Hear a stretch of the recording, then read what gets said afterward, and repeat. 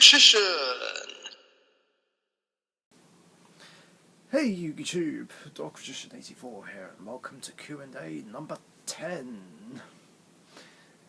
Let's kick it off with questions from Matt and Alison Welch. 1. Do you hope for a new legendary deck set someday in the future? And which 3 decks would you like to see in that set? Yeah, it would be nice to see more legendary decks. One in particular for Jaden, definitely. I can't think of 2 specifically I want to see, but I've got lots of ideas for what I would like to see for legendary decks. Like you say, Jack and Crow, the faces of 5Ds. Should they move on to 5Ds? Other GX characters would have to be other characters that haven't been done yet. Chaz, Alexis, Cyrus, Bastion. I did say Chaz, didn't I? Yeah. Jesse, most definitely. Maybe even Crowler. Yeah, any of those I think will do. As I think there's enough original series decks. Although I suppose if there were more original series deck, character deck things, they'd have to do the antagonists, I think. Pegasus, Marek, Darts, Siegfried, Bakura. Most definitely. And if Darts is done, then maybe we'll get the rest of the Orichalcos cards printed as real cards. Who knows? 2. Since you did a history episode on how Dark Magician became your favourite card and one on Shining Flare Wingman, will you do one on Rainbow Neos? Yes, the intention is there, I just haven't really had the time to do it. Yeah, because a lot of other things have been going on since the last fond memory history episode thing that I did. Like, how long ago was it? I can't remember. It must have been February or March. In any case though, it's been a while. But yes, so Rainbow Neos will be covered at some point. I just need to find the time. 3. Any thoughts and opinions on the new V-Jump promo Chronicle Magician, which they say could possibly be a new Dark Magician support card? I am intrigued, definitely. I would have more to say about it if an effect was revealed. Just wonder what kind of Dark Magician support card it could be, and will it be something that I'd want, like, very badly? So much so that it would be a repeat of the whole thing with Eternal Soul, where I'd be wanting Konami to hurry up and give it a TCG print. I don't know. Knowing me, it probably will be, but who knows.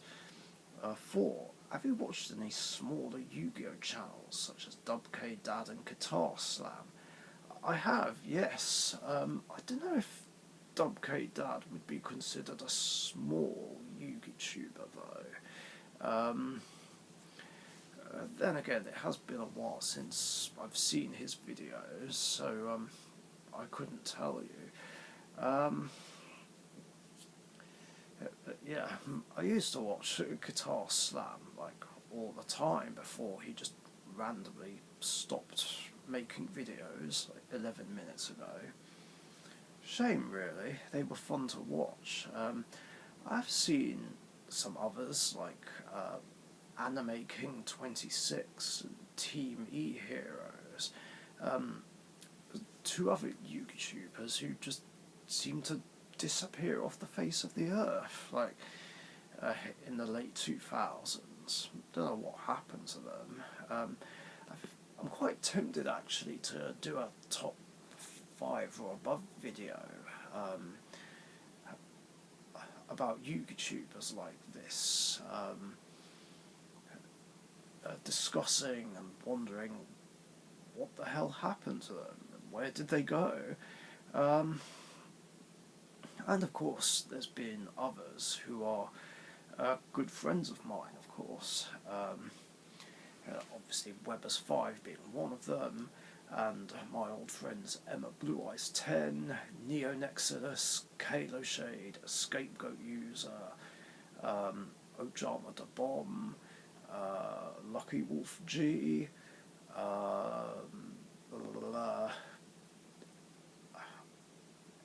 89 Manic, I think.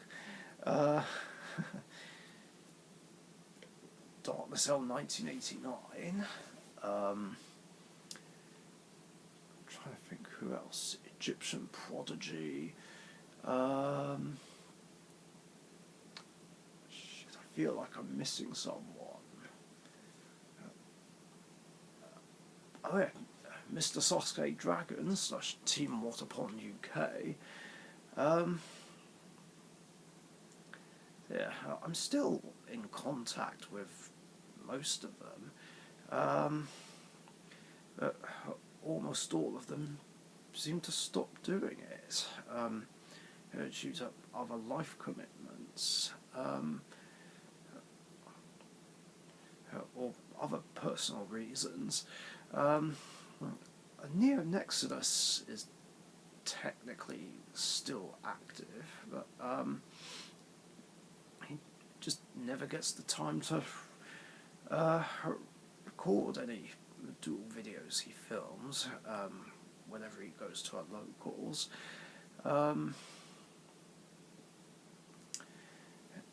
Emma Blue Eyes 10, of course, had that issue with her laptop and never got it fixed.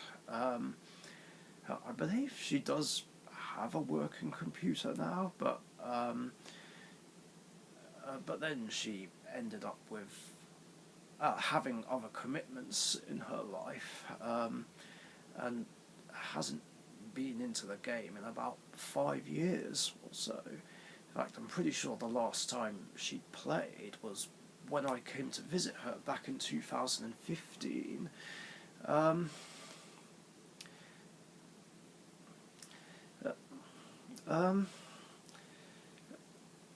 Hopefully at some point a second trip will happen.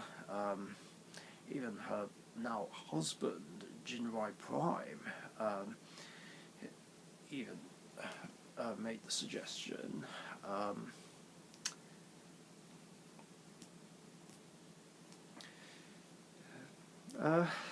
So yeah, I guess that answers that question. 5. If you could duel any one of the antagonists, if I can talk, from the original Yu-Gi-Oh series, which one would you like to duel against? This does include Paradox, since he did duel Yugi, and doesn't include, Diva, because Dark Side of Dimensions is based off events after the manga and not the anime. I'm assuming you mean like any protagonist, or rather than just like the main antagonists, I'm guessing. I think I would pick Raphael or Valom. So they're pretty passionate duelists. Well, or at least Valom became somewhat passionate during his duel with Joey.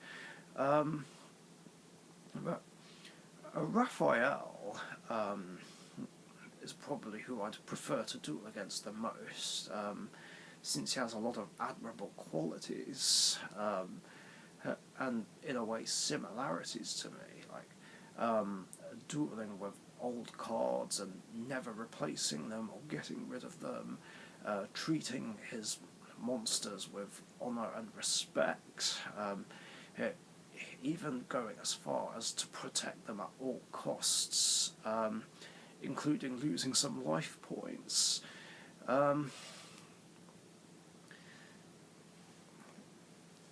So, regardless of which side he was on, we would have a fair and honourable game, most definitely. If you mean like overall main villains, I would probably say Bakura / Zork. Not necessarily because he's the worst one in terms of dueling records. I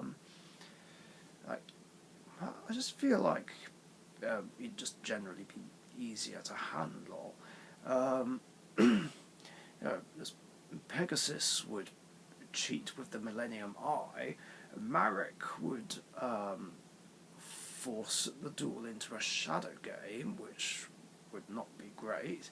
Noah would resort to cheap, dirty, underhanded tactics to try and win. Darts has that annoying combo with Orichalcos Cutora and any monsters on the front line like Gygus. And Siegfried, meanwhile, plays an archetype that I absolutely hate, Valkyries. Now, this might seem like a really random deck to hate, but God, I fucking despise that deck.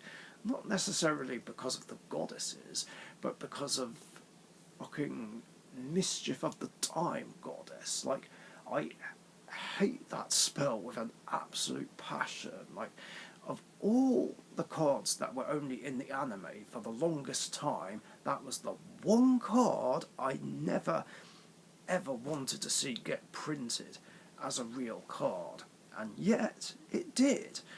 Like, it's just absolute bullshit and completely unfair. This and Ride of the Valkyries make it an OTK deck. Like, play Ride, special summon as many Valkyries as possible from hand, attack, then play Mischief, attack again. It's basically game, or most of the time anyway. It's so annoying and bullshit, and as I'm pretty sure I've mentioned, I absolutely hate OTK decks of any kind. Now, alright, yes, just in general, Valkyries can brick, but not always. I kind of hate how people use this as an excuse to defend bullshit, unfair decks. Like, what they need to understand is that bricking doesn't always happen. I mean, if they do, then yeah, they're easy to beat, but if they don't, then it's just near impossible. Like, same with FTK decks, and lockdown decks, and troll decks. Of course, obviously, like in the anime, Siegfried just never bricked because plot convenience. I just think it would be an annoying matchup, along with the fact that Siegfried is just cocky and arrogant and so full of himself. I hate people like that in general, not just duelists, both, well, whether real or fictional. Yeah,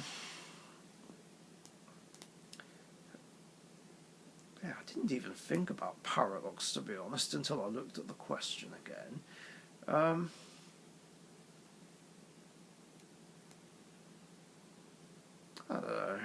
maybe, I guess it would be Paradoxal Bakura. Um, then the next three questions are from Express Gaming. 1.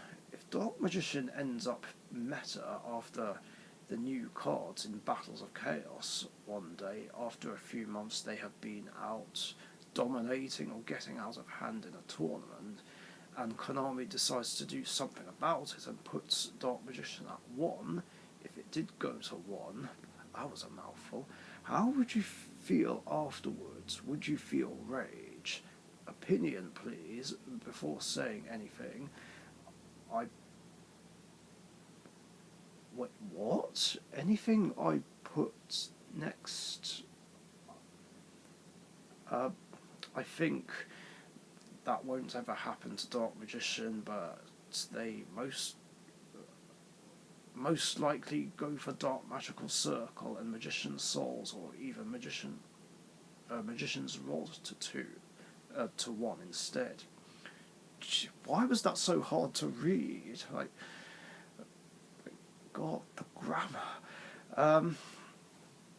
Okay, like, first of all, why do people keep asking me how I'd feel about Dark Magician becoming meta? It's a question I'm kind of getting sick and tired of, to be honest. Like, it's not likely to become meta. I mean, maybe Dragoon would make it meta, most probably, but with no way of knowing for sure. But yeah, here's the thing about Dark Magician, okay? Like, Konami are not going to limit Dark Magician, okay? Or ban it, or semi-limit it. I mean, I know people sometimes joke about Dark Magician being banned, but it's not going to happen. Like, he's one of the most iconic monsters in the entire game, and one of the faces of Yu-Gi-Oh! Like, why would Konami touch it on the ban list? Like, there's literally no point. Like, all they'd end up doing is just pissing a large amount of the player base off, including old school duelists like myself. So yeah, to answer the question, I would rage, and pretty much all the Dark Magician support cards would then be made unplayable, except of course Dark Magician Girl and Magician Souls, because obviously Dark Magician Girl does have her own archetype now, which is the Magician Girls, and Magician Soul of course can be played in decks outside of Dark Magician, mainly in Endymion, rather annoyingly.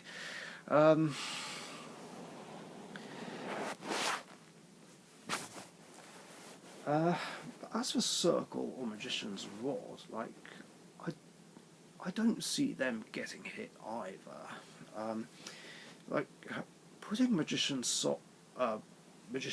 Rod to 1 would make him more vulnerable to Effect Veiler and Ash Blossom, which of course would piss me off big time, and there'd be pretty much no way to stop it. There's literally just the one Caught by the Grave, and the chances of drawing that are too slim, since it's still limited, and that would force Dark Magician players to play Crossout Designator, Ash and Veiler.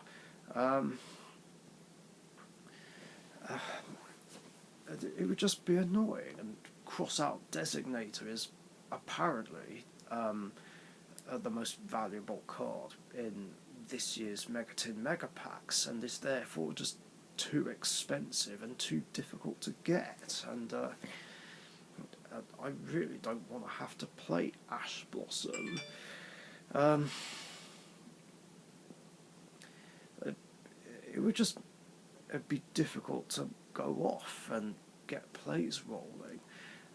Circle, even though that's the best spell in the entire deck, I don't see that getting hit either, due to the fact that there's just far too much back row removal in the game, like especially since a well-timed MST, Twin Twisters, Cosmic Cyclone, or Heavy Storm Duster can just even stop me looking at my top 3 cards. And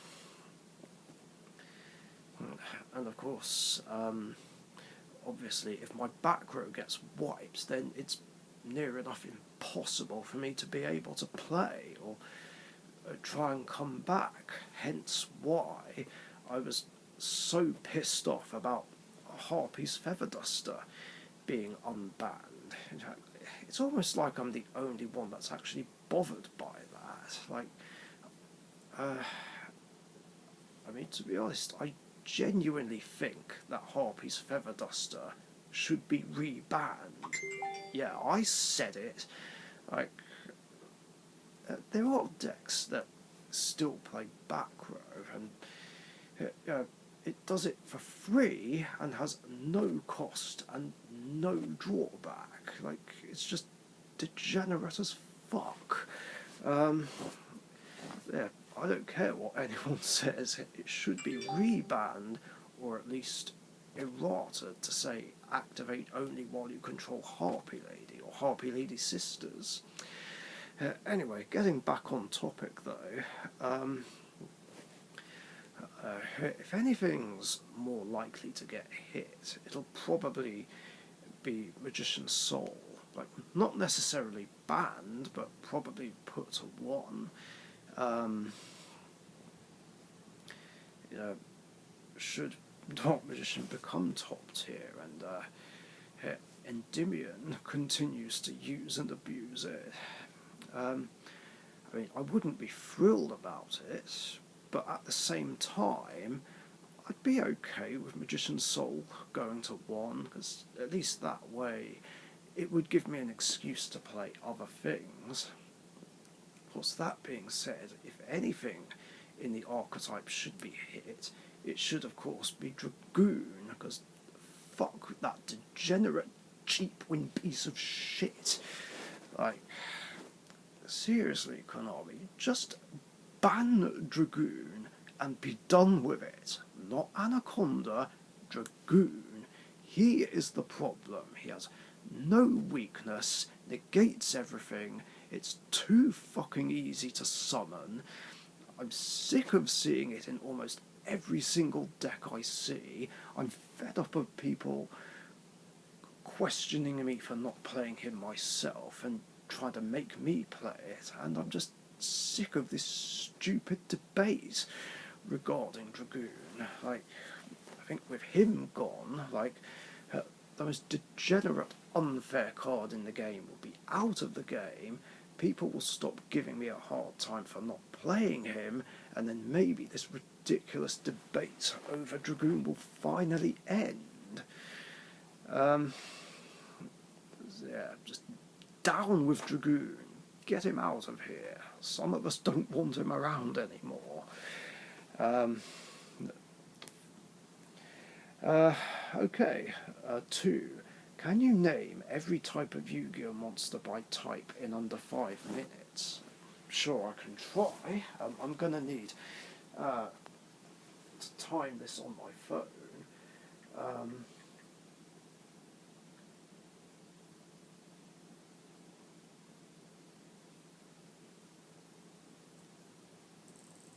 Give me a moment. This should be a piece of cake, hopefully.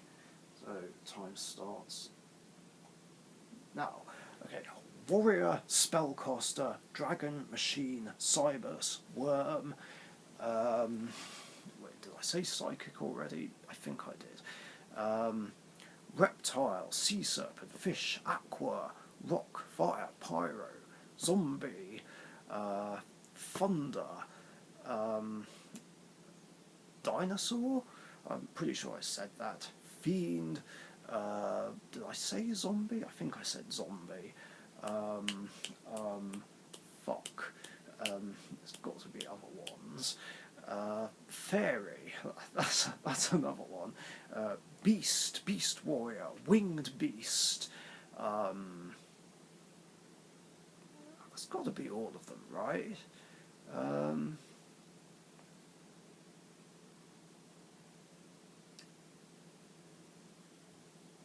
pretty sure that's it. No, wait, Divine Beast. Can't forget about the Egyptian gods. Yeah, I think I cracked it. And with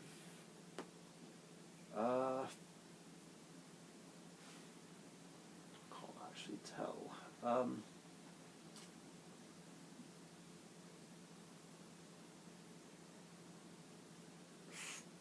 Oh yeah, 3 minutes 45 seconds to spare.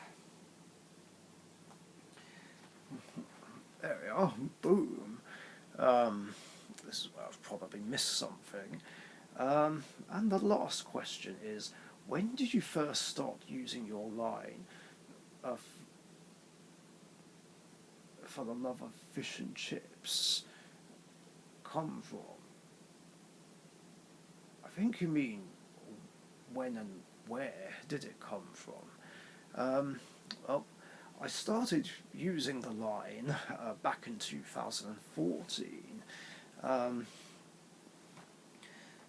which is kind of my own version of a catchphrase that my friend Darknessl1989 uses, which is "for the love of tea and biscuits," which sometimes I used as well, but not as much as he did. And then, as for where that came from, I'm not sure, though. I think it might have come from me trying to tame mum jokes. I'm sure everyone knows what I'm talking about, like "I fucked your mum," things like that. And it's something that me and the old Pharaoh's Elite crew would do all the time. In fact, I even tried to get away with using it even when I was in a relationship with my girlfriend from 2008 and 2009, Anna, and I'd say things like, "Yeah, that's what she said, and that's what your mum said," over tea and biscuits. Then I'd pause and be like, "What? What did you think I meant?"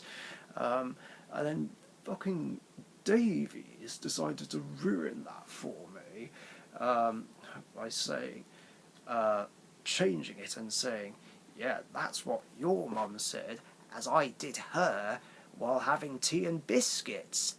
Boom! Fucking hell. Of course, I could be completely wrong about this, but in any case, things like this would be said in group calls over Skype. And I'm pretty sure Darknessl started using that in like 2010 or 11. But yeah, I wanted to come up with something for myself, basically. I didn't want to copy other people's phrases and catchphrases and things like that, so I wanted to come up with something of my own, something that's basically two things that go together, basically, tea and biscuits, fish and chips, things like that. So yeah, I came up with that in 2014 and started using it, more specifically in a vlog video where I was on a train, like on my way to meet up with Davies, Timby, and the Code Brothers, because we were going on a trip to a regional in Milton No, not Milton Keynes. Bedford, that was it. But I wasn't going to enter that regional though, and neither was Timby. Like, we were just there to hang out with friends. Although, I think it was just Timby I played against, like, pretty much all day. And I've just used it ever since. And that is it for questions in this episode. Thank you very much for your guys' questions. And remember, if you guys have any more questions you'd like to ask me, just post them in the comments section down below. Remember, I do these episodes every Tuesday afternoon or evening UK time, so be sure to get your questions in before then so that you don't miss out. Thanks again, stay safe, and I'll catch you guys later. See ya. Thank you very much for watching. Be sure to subscribe to the Richician YouTube channel.